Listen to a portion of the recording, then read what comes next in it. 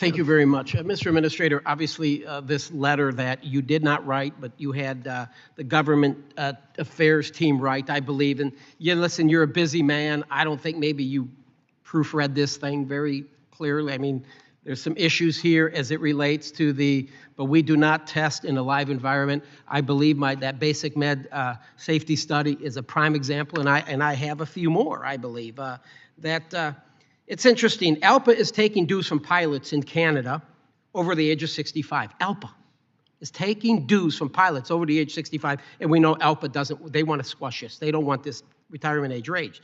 WestJet is flying ALPA-represented pilots over the age of 65 right now. That is your live study, Mr. Administrator. That is your live study. Let's talk about the Part 135 operators.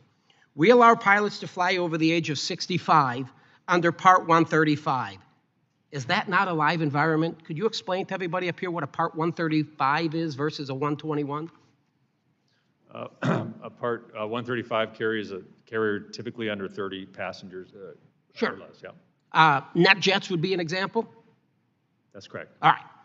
Do Part 121 and 135 share the same airspace? They do. They do. So they taxi with Part 121, i.e. the big airliners, folks, Delta, United, everything, and you can get this net jet. Taylor Swift flying to the Super Bowl in her supersonic jet. They could be in the same airspace, taxiing on the same runway.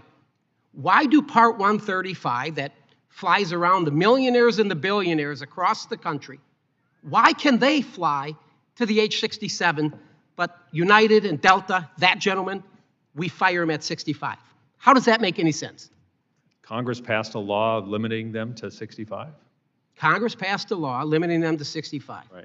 And how do you feel about that? Do you think that's just, it's right?